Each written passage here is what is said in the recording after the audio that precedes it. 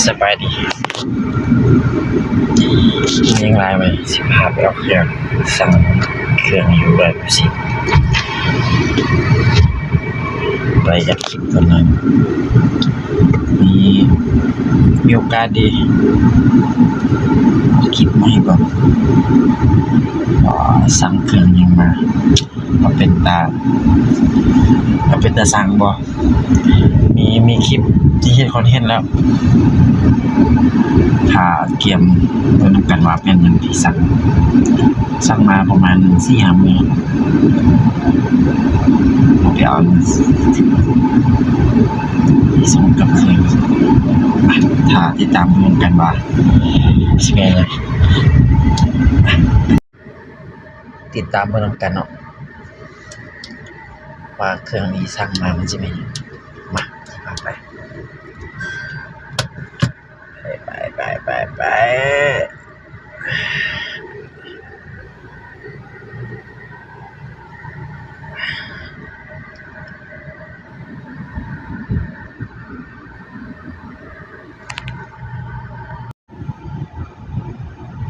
น้องมาเรียนกำลังเริ่มเรียน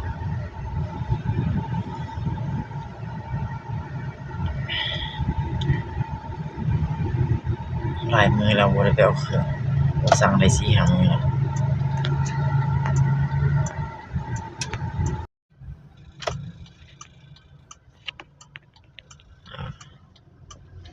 ไปเคยมาได้แค่นี้รู้จักบ่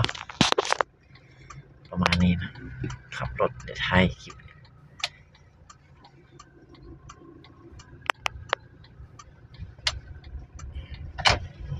กำลังเลิกการตอนสวยมา11 โมงปลาย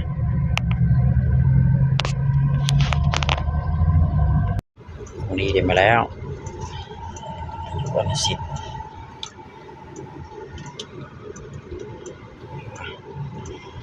จะไหนมาแก้ให้เบิ่งเนาะว่าสิแม่นหยังวันนี้อยู่ไหนติดตามกันนะ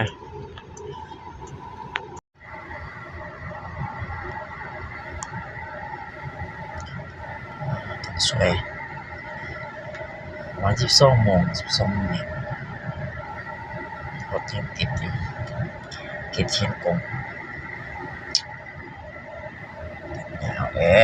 ยเขตกงเนี่ย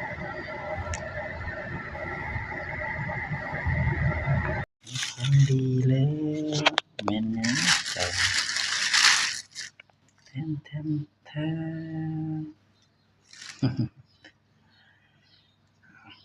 มาหอดยังปลอดภัยสั่งกับแต่โรงพยาบาลเลย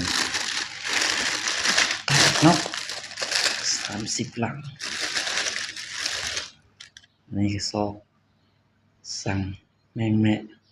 อีกมาใส่ มากระจัดแล้วเครื่องมีหน้าตา30 หลังถาที่ทำต่อไปเนาะว่าสิพาไปใส่มันจะได้เนาะมีสิพาเฮ็ดคอนเทนต์เป็นอีกนี่สิพากลับไปบ้านเนาะที่สั่งแม่มาวันนี้ถาที่ตามต่อไป